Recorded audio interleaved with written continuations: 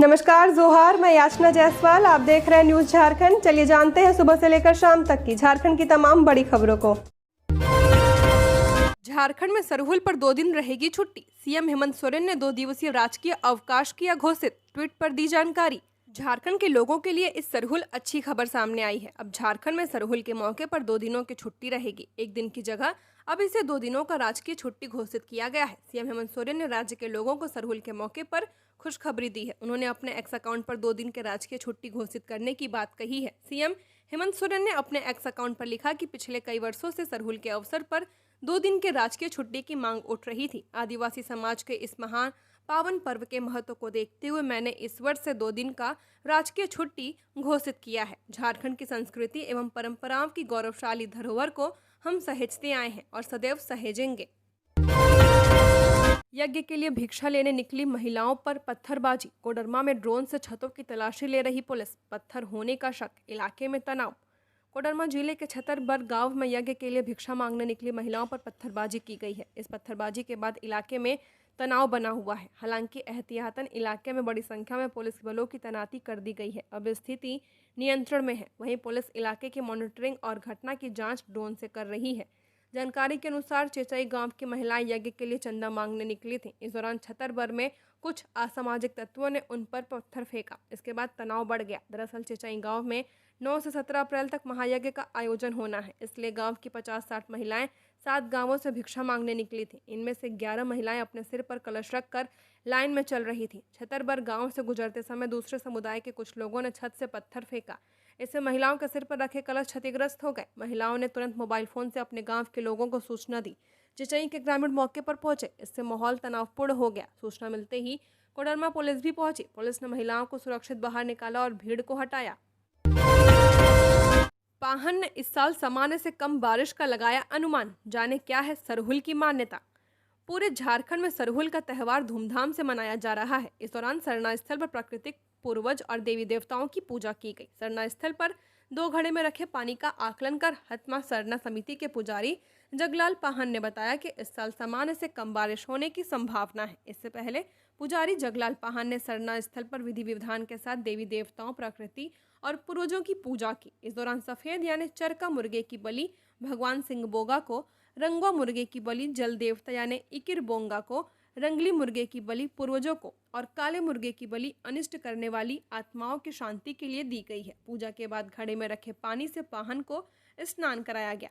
थाली में उनके पैर धोए गए। इसके बाद पाहन ने बारिश की भविष्यवाणी की। बता दें कि पिछले साल यानी 2024 में सरहुल पूजा के दौरान पाहन में अच्छे मानसून की भविष्यवाणी की थी। उसका नतीजा भी दिखा था। लेकिन इस साल औसत से कम बारिश की भविष्यवाणी किसानों के लिए चिंता का विषय है। नहाय खाए के साथ चैती छठ शुरू, कल खरना। चैती छठ का 4 दिवसीय अनुष्ठान चैत्र शुक्ल चतुर्थी तिथि मंगलवार को नहाय खाए के साथ आरंभ हो गया। छठ व्रतियों ने स्नान कर घरों में गंगा जल लाकर पूजन करने के बाद अरवा चावल, सेंधा नमक, चने की दाल, लौकी की सब्जी, आंवला की चटनी आदि ग्रहण कर 4 दिवसीय अनुष्ठान का संकल्प लिया।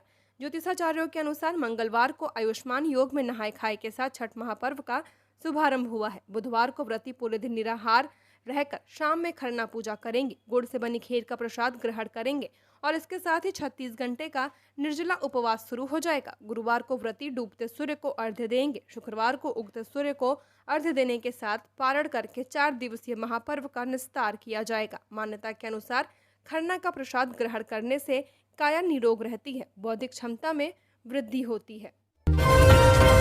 झारखंड में 2 मालगाड़ियां टकराई, 2 लोको पायलट की मौत। टक्कर के बाद एक ट्रेन में लगी आग। सीआईएसएफ के 4 जवान भी घायल, रेस्क्यू ऑपरेशन जारी। झारखंड के साहिबगंज में 2 मालगाड़ियों की सीधी टक्कर हो गई है। हादसा सोमवार देर रात 3 बजे हुआ। इस हादसे में 2 लोको पायलट की मौत हो गई है। वहीं सुरक्षा में लगे सीआईएसएफ के 4 जवान घायल हो गए हैं। बताया जा रहा है कि एक गुड्स ट्रेन पटरी पर खड़ी थी। इसी बीच उसी ट्रैक पर दूसरी गुड्स ट्रेन आ गई। इस वजह से दोनों ट्रेनों की सीधी टक्कर हो गई है। हादसे में जिन 2 लोको पायलट की डेथ हुई है उनमें से अंबुज महतो बोकारो के रहने वाले हैं, वहीं बीएस मॉल बंगाल के रहने वाले थे। घायलों का इलाज बरहेट सदर अस्पताल में चल रहा है। टक्कर के बाद कोयला लदी मालगाड़ी में आग लग गई और कई बोगियां पटरी से उतर गई। घटना की जानकारी मिलते ही मौके पर पहुंची दमकल गाड़ियां आग पर काबू पाने में जुट गई। राहत और बचाव कार्य जारी है। ट्रेन हादसे में घायल हुए assistant loco pilot Jitendra Kumar ने बताया कि पथरा से रेलवे लाइन बदली थी। 40 किलोमीटर पहले हमने बरहेट कंट्रोल रूम से बात की तो कहा गया था कि मेन लाइन थ्रू रहेगी। 34 किलोमीटर बाद भी पूछा तो वही बात कही गई। जब ट्रेन वहां पहुंची तो मेन लाइन बंद थी, लूप लाइन चालू थी और उसमें पहले से ट्रेन खड़ी थी।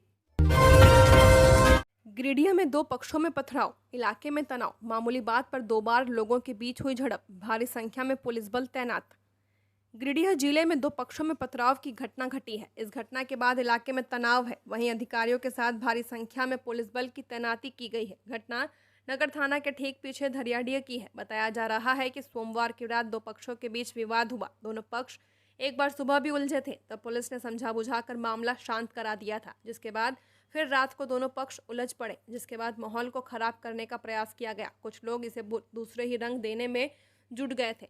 इस दौरान पथराव भी किया गया है। हालांकि घटना की जानकारी के बाद प्रशासन तुरंत ही एक्टिव हुआ। नगर थाना पुलिस के साथ मुफस्सिल थाना क्षेत्र की पुलिस भी पहुंच गई। उलझ रहे लोगों को खदेड़ा गया। पुलिस के सख्त रुख के बाद स्थिति सामान्य हुई। झारखंड के 12 जिलों में आंधी वज्रपात का ऑरेंज अलर्ट। कल से बारिश के आसार, 60 किलोमीटर प्रति घंटे की हवा चलने की संभावना।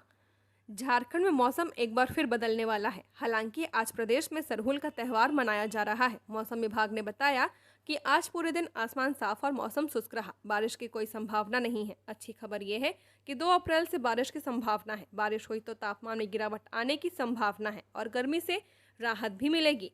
मौसम विभाग के अनुसार 2 से 4 अप्रैल तक राज्य के कई जिलों में बारिश होगी। जिन जिलों में बारिश होने की संभावना जताई गई है उनमें रांची, बोकारो, गुमला, हजारीबाग, खूंटी, रामगढ़, पलामू, गढ़वा, चतरा, कोडरमा, लातेहार और लोहरदगा शामिल हैं। इन जिलों में बारिश के साथ साथ 50 से 60 किलोमीटर की रफ्तार से तेज हवाएं भी चलेंगी।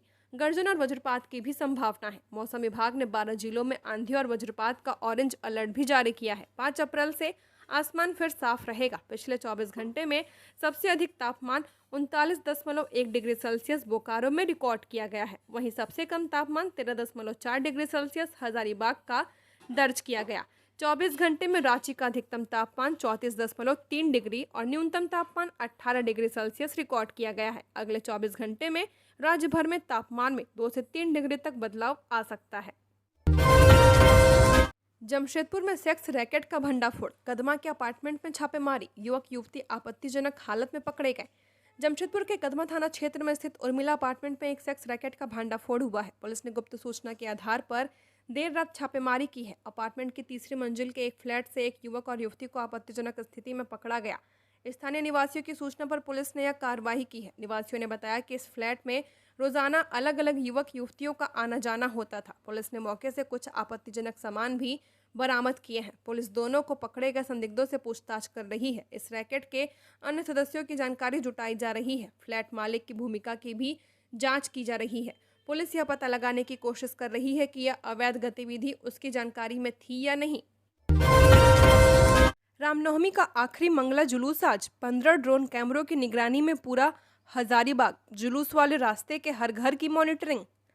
रामनवमी के दौरान किसी तरह की अप्रिय घटना से निपटने के लिए हजारीबाग जिला प्रशासन अभी से ही मुस्तैद है।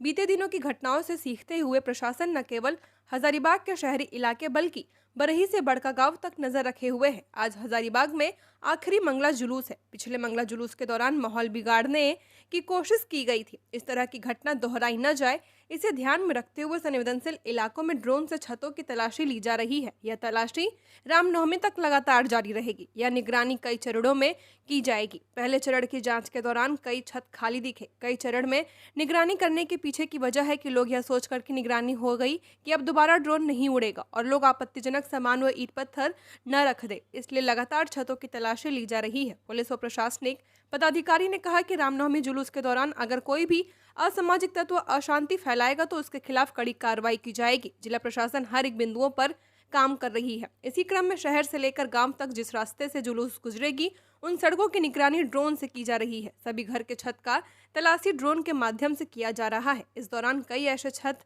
इतना साफ सुथरा दिख रहे हैं मानो तलाशी की संभावना को लेकर तुरंत सफाई की गई हो। महीने के पहले दिन राहत, एलपीजी सिलेंडर हुआ सस्ता।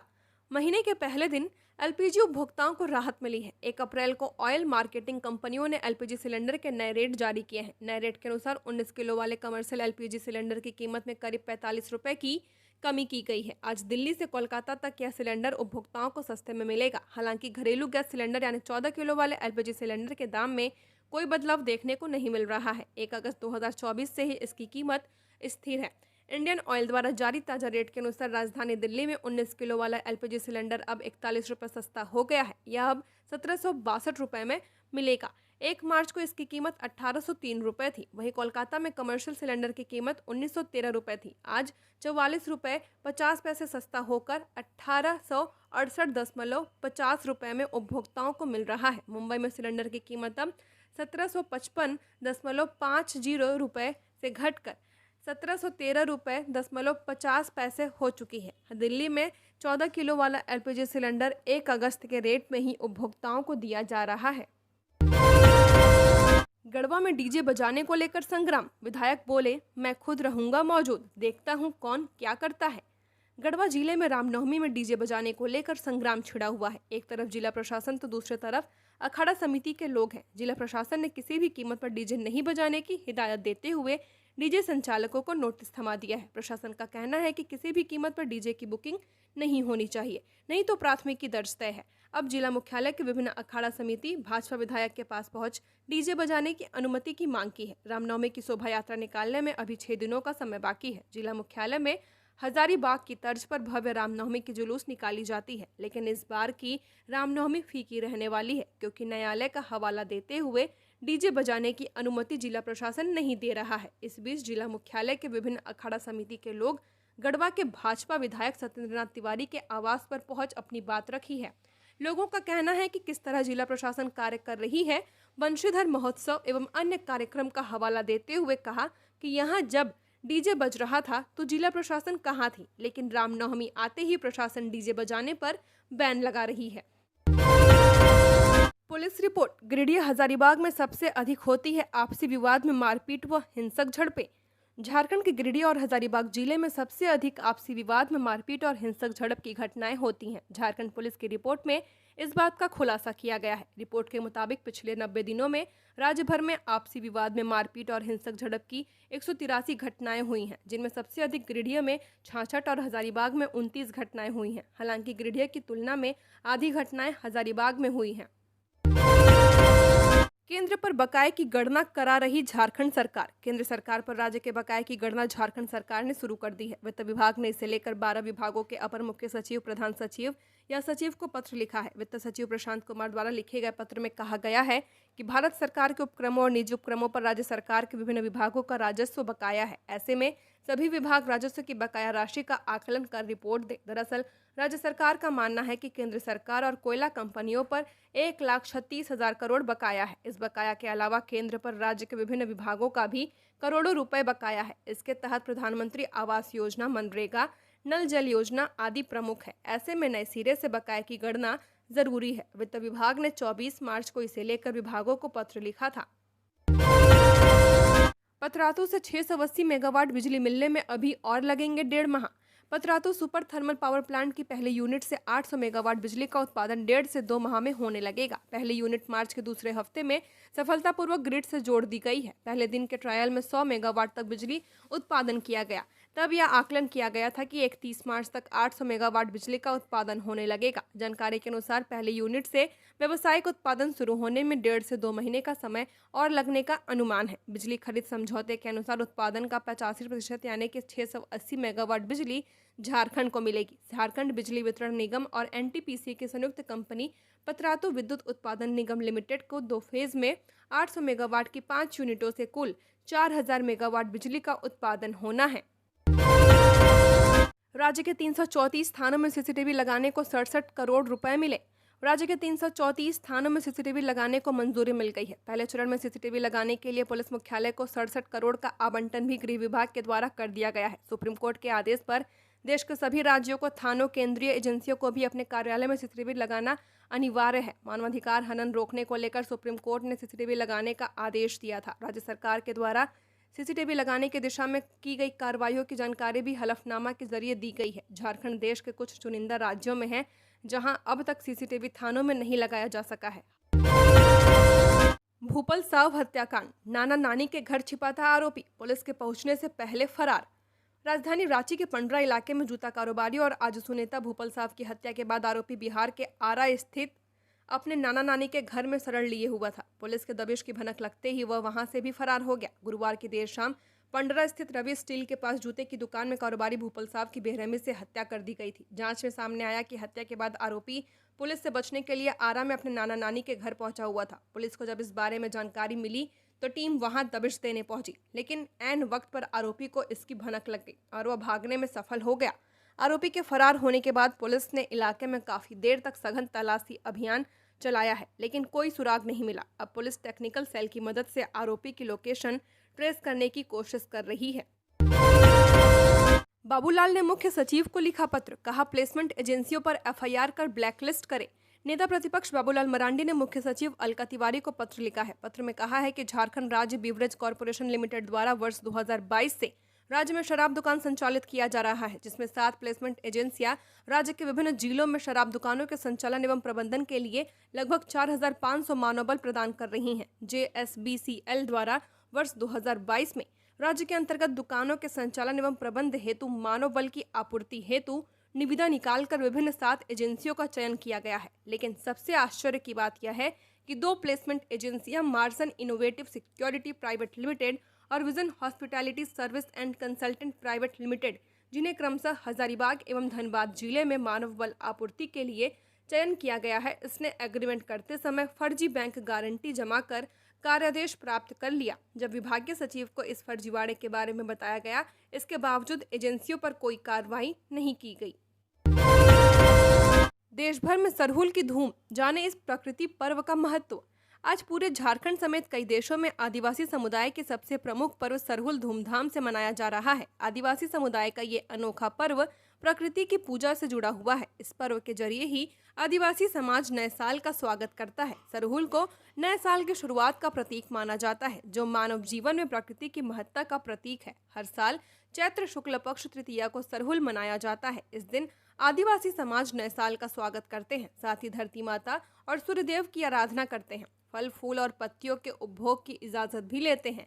यानी आज के दिन आदिवासी समुदाय प्रकृति से उनके इस्तेमाल की अनुमति मांगता है और सरहुल पूजा के साथ ही नए साल का कृषि जीवन चक्र भी शुरू हो जाता है। सरहुल 2 शब्द सर और हुल से मिलकर बना हुआ है। इसमें सर का मतलब सरई और सखुआ का फूल है तथा हुल का मतलब क्रांति है। स्क्रीन टाइम बढ़ने से बच्चे मायोपिया के हो रहे शिकार। बच्चों में फिजिकल एक्टिविटी कम होने और देर तक मोबाइल और टीवी स्क्रीन के चिपके रहने से आंखों पर असर बढ़ रहा है। आंखों की रोशनी को प्रभावित हो रही है। चश्मे का नंबर भी बढ़ रहा है। खुजली, जलन व टेढ़ापन की समस्या भी देखने को मिल रही है। स्क्रीन टाइम बढ़ने से बच्चे मायोपिया के शिकार हो रहे हैं। इसमें बच्चों के आईबॉल के साइज भी बढ़ रहे हैं, जिससे उन्हें धुंधला दिख रहा है और माइनस पावर का चश्मा लगाना पड़ रहा है। रिम्स के नेत्र विभाग के HOD डॉक्टर सुनील ने बताया कि बच्चे लगातार स्क्रीन से चिपके रहते हैं, जिससे पिछले 5-6 सालों में आईबॉल बढ़ने की समस्या तेजी से सामने आ रही है। वहीं विभाग के एसोसिएट प्रोफेसर डॉक्टर राहुल प्रसाद ने बताया कि रिम्स OPD सहित अन्य OPD में आने वाले बच्चों में करीब 15 से 20% बच्चे इस समस्या से पीड़ित पाए जा रहे हैं, जिन्हें बहुत अधिक पावर का चश्मा लगाना पड़ रहा है। उन्होंने बताया कि प्रेप और नर्सरी के बच्चों में भी इस तरह की समस्या देखी जा रही है। पश्चिम बंगाल में सिलेंडर ब्लास्ट, 8 लोगों की मौत, इनमें 4 बच्चे, 4 महिलाएं। भाजपा का आरोप, बम बनाने की अवैध फैक्ट्री चल रही थी। पश्चिम बंगाल के साउथ 24 परगना जिले के पाथर प्रतिमा इलाके में 31 मार्च यानी सोमवार देर रात सिलेंडर में ब्लास्ट हुआ था। हादसे में मरने वालों की संख्या मंगलवार को 8 हो गई। पहले यह आंकड़ा 7 था। अधिकारियों के मुताबिक मरने वालों में 4 बच्चे और 4 महिलाएं शामिल हैं। सुंदरबन जिले के SP कोटेश्वर राव ने बताया कि हादसा ढोलाघाट गांव में रात 9 बजे का है। मरने वाले एक ही परिवार के हैं। पुलिस के मुताबिक शुरुआती जांच में 2 गैस सिलेंडर में ब्लास्ट की जानकारी है। वहीं भाजपा विधायक और विपक्ष के नेता शुभेंदु अधिकारी ने कहा कि यहां क्रूड बम बनाने की अवैध फैक्ट्री चल रही थी। शुभेंदु अधिकारी ने कहा कि सरकार, मुख्यमंत्री ममता बनर्जी और पुलिस प्रशासन घटना को दबाने की कोशिश कर रहे हैं। हालांकि SP कोटेश्वर राव ने कहा कि घर में कोई अवैध पटाखा फैक्ट्री नहीं थी। TMC विधायक समीर कुमार ने कहा कि पीड़ित परिवार का घर से कुछ मीटर की दूरी पर लाइसेंसी पटाखा फैक्ट्री थी। हो सकता है कि घर में पटाखों का कच्चा माल रखा गया हो, जिससे यह हादसा हुआ हो। पीएफ से अब 5 लाख रुपए तक निकाल सकेंगे। कर्मचारी भविष्य निधि संगठन ने अंशधारकों के लिए खाते से निकासी की सीमा को 1 लाख रुपए से बढ़ाकर 5 लाख रुपए करने का फैसला लिया है। खबरों के मुताबिक श्रम और रोजगार मंत्रालय के सचिव सुमिता डावरा ने पिछले सप्ताह केंद्रीय न्यासी बोर्ड की कार्यकारी समिति की 113वीं बैठक में इस ऑटो सेटलमेंट की सीमा को बढ़ाने की मंजूरी दे दी थी। यह बैठक 28 मार्च को श्रीनगर, जम्मू और कश्मीर में हुई थी, जिसमें ईपीएफओ के केंद्रीय भविष्य निधि आयुक्त रमेश कृष्णमूर्ति ने भाग लिया था। बता दें कि मई के अंत या जून 2025 की शुरुआत तक ईपीएफओ सदस्य यूपीआई और एटीएम से पीएफ से रकम निकाल सकेंगे। पेट्रोल भरने के बाद सिगरेट जलाई, दुकान में लगी आग, 1.5 लाख का नुकसान। फंसी महिला को शॉप के दूसरे दरवाजे को तोड़ बाहर निकाला। झारखंड के पश्चिमी सिंहभूम में स्थित आनंदपुर प्रखंड के समीज गांव में एक दुकान में मंगलवार सुबह आग लग गई। दुकान की मालकिन दमयंती राउत के अनुसार एक ग्राहक ने अपनी बाइक में पेट्रोल भरने के बाद सिगरेट जलाई। इससे दुकान में आग लग गई। आग लगते ही दुकान में अफरा तफरी मच गई। ग्रामीणों ने तुरंत कार्रवाई करते हुए पानी लाकर आग बुझाने का प्रयास किया। दुकान में फंसी मालकिन दमयंती राउत को दूसरे दरवाजे को तोड़कर बाहर निकाला गया। ग्रामीणों की मदद से दुकान को पूरी तरह जलने से बचा लिया गया है। दमयंती राउत ने बताया कि आग में लगभग 1.5 लाख रुपए का सामान जलकर राख हो गया है।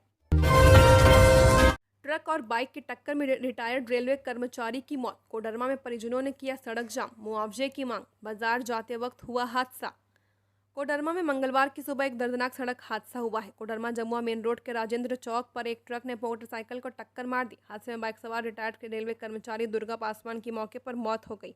वहीं बाइक पर पीछे बैठे बेकोबार गांव निवासी रतन कुमार पांडे गंभीर रूप से घायल हो गए। स्थानीय लोगों ने उन्हें सदर अस्पताल कोडरमा में भर्ती कराया है, जहां उनका इलाज जारी है। मृतक के बड़े बेटे मनोज पासवान ने बताया कि उनके पिता मोटरसाइकिल से कोडरमा बाजार जा रहे थे। इसी दौरान कोडरमा से जमुआ की ओर जा रहे ट्रक ने उनकी बाइक को टक्कर मार दी। घटना के बाद आक्रोशित परिजनों और स्थानीय लोगों ने मुआवजे की मांग को लेकर सड़क जाम कर दिया है। पुलिस मौके पर पहुंचकर जाम को हटाया। मृतक के बेटे ने बताया कि उनके पिता रेलवे से रिटायर्ड होने के बाद शादी विवाह कराने का काम करते थे। वे घर के इकलौते कमाने वाले सदस्य थे। परिवार ट्रक मालिक से उचित मुआवजे की मांग कर रहा है। पश्चिमी सिंहभूम के युवक की ईरान में मौत, पिता ने शव लाने की लगाई गुहार।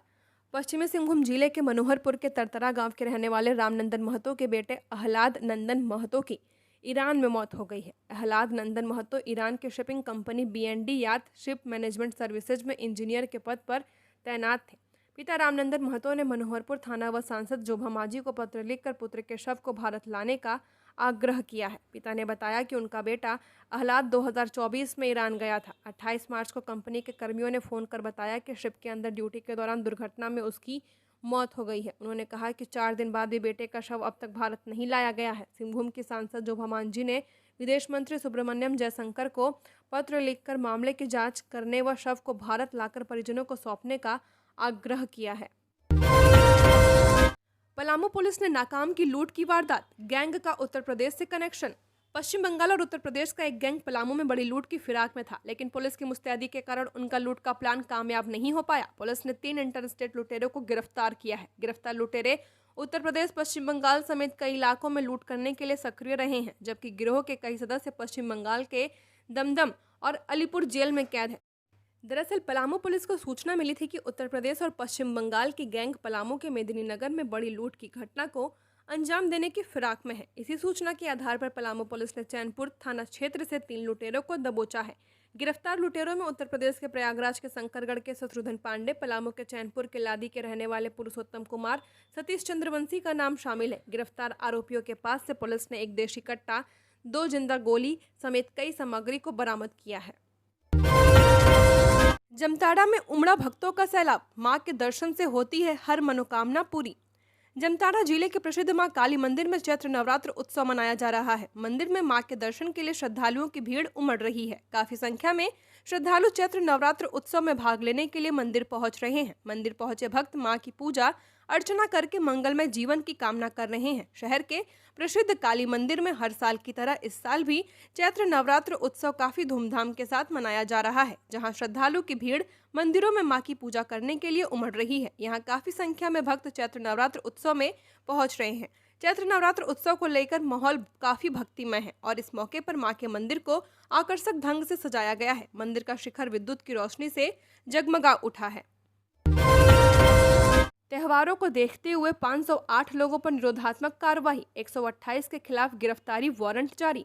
गढ़वा सदर अनुमंडल क्षेत्र अंतर्गत हाल के दिनों में एसडीएम संजय कुमार के न्यायालय से 508 लोगों पर निरोधात्मक कार्रवाई की गई है। इन सभी के विरुद्ध भारतीय नागरिक सुरक्षा संहिता की धारा 126 के तहत नोटिस जारी किया गया है, जबकि इनमें से 128 से अधिक लोग ऐसे हैं जिनके खिलाफ गिरफ्तारी वारंट जारी किया गया है। निरोधात्मक कार्रवाई जारी है, इसलिए यह संख्या अगले 1-2 दिन में और भी बढ़ेगी। अब तक गढ़वा अनुमंडल क्षेत्र के 7 थाना क्षेत्रों के जिन 508 लोगों के ऊपर निरोधात्मक कार्रवाई की गई है, उनमें से सबसे ज्यादा मेराल से 188 और गढ़वा थाना से 111 लोगों के नाम शामिल हैं। झारखंड की और खबरों के लिए बने रहिए हमारे साथ। हमारे चैनल न्यूज़ झारखंड पर चैनल को सब्सक्राइब करें, साथ बेल आइकन को प्रेस करें। नमस्कार।